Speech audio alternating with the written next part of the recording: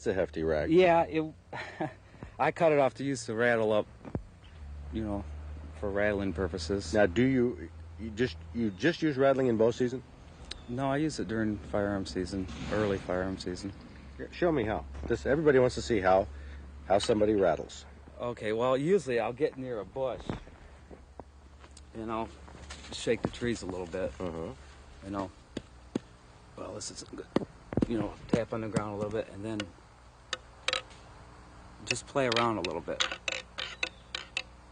That's all the louder? No, then I wait a couple minutes, then I'll, and shake the trees a little bit, and then for about 30 seconds. And then I'll give it a good 5 minutes waiting time. And if I don't hear anything, but not much louder than that. Because usually in the quiet woods, that's loud enough. Mike Henderson from Jackson has become quite a trophy buck hunter in recent years, not so much by how he rattles, but by where he hunts deer. He looks for thick cover, the thicker the better, areas that tend to flood in the fall, southern Michigan swamps riddled with puddles and high spots. In September, when we taped this, Mike's favorite hunting spot was all high and dry, but in November, it's wet and soggy, and it's not too far from some large cornfields. Well, after about a third of a mile or so walking, here we are, Mike. The cornfields have come to an end. Now we have what looks like woods or swamp, or what are we going into? The creek's here, runs back into the swamp, probably about a quarter mile back in. This is a woods that's been logged off about 5 years ago. 5 years ago? 10 years ago, which was thinned out quite well. Oh, so it wasn't like clear cut? No. It was just thinned out. Right. What do we have here water-wise? What are we talking about hunting season, the end of October? End of October, you have close to an inch of water right where I'm standing right now, straight north and south from the overload from the rivers. So this is where a lot of hunters would stop. Sure. They're not going to get their leather boots wet. They really don't want to slog back into this. Right. Most of them would sit up in this upland, open woods to the northwest of me here. So they'd be sitting up there, and you got the idea, if they're all up there, you're going to go into the swamp. Right. So here's where you start going squish, squish, squish. Right. Here's where I'll walk in the stream and walk right down towards the swamp, which is a lot quieter in the morning. So you're trying to crash through all the brush. Okay, so you look for the path of least resistance. Right. And you figure that's basically what the deer do too? Sure. Yeah, where it's dry and where they feel real safe. Okay, now how far are we going to go into this? Well, the swamp's probably a quarter mile down. Okay, so we got to get into that. Right. Well, now there's a trickle of water in this ditch, but in November, Mike walks through the stream to get to his blind at 5 or so in the morning. He imitates a deer walking in the swamp by going for 20 or 30 yards, then stopping for a minute or so. He passes by a lot of good territory. We're into the ditch here? How do you know where to set up? I mean, you obviously can't see trees. You don't see bubbles where deer have been walking through. I mean, no. How do you figure it out? Well, I just try to think of where they would go, the path of the least resistance through the swamp to get away from the people during the heavy hunting seasons. Are you trying to get between two places that are hooked up with high areas of dry land? Or what? Yeah, basically that, and where they can bed down and be dry and safe and secure. Do you find anything in the way of sign back there when you're scouting? Do you scout the swamp? I scout year-round.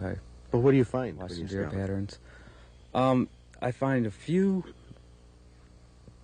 deer sign back in the swamps themselves. Not a lot. Looks like we got a run through here, Mike. Is this run worth anything to you? This doesn't stop you?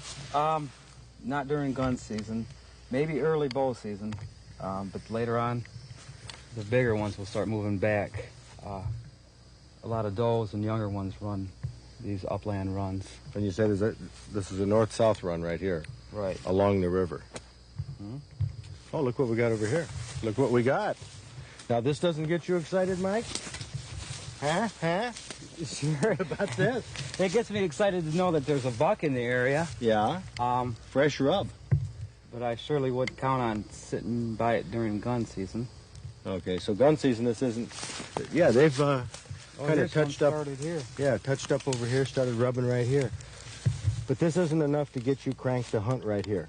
No. And we're going back. We're going farther. This is not good enough. Some parts of this woods are a floodplain. You can see the water line on these trees in this low area. But deer tend to travel on the higher ground as much as they can, which is where Mike usually sees them. This is the spot. This is where the big one was taken. Yeah. So Right this here. was the tree.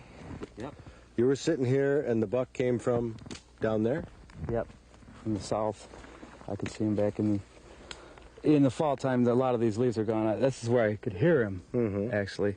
And I was grunting him up, and he kept coming closer and closer. And finally, I got just the barely front end shot of him. Where you could see him. Right. But you heard him for quite a while. Oh, I sure did. Well, this looks like a great spot. Sitting here, your feet would be in the water in the fall, or no? Yeah, during gut season, they would be in the water right here. And I'd keep my waders on while I was sitting here. Okay, well, looks like you say you've got several deer here. Right. Is that your tree stand? Yeah, this is for my bow stand now. When I'll wear my waders up here, I'll take them off and then sit down there and get my other clothes on. And I got a 8-point sitting there last year with my bow.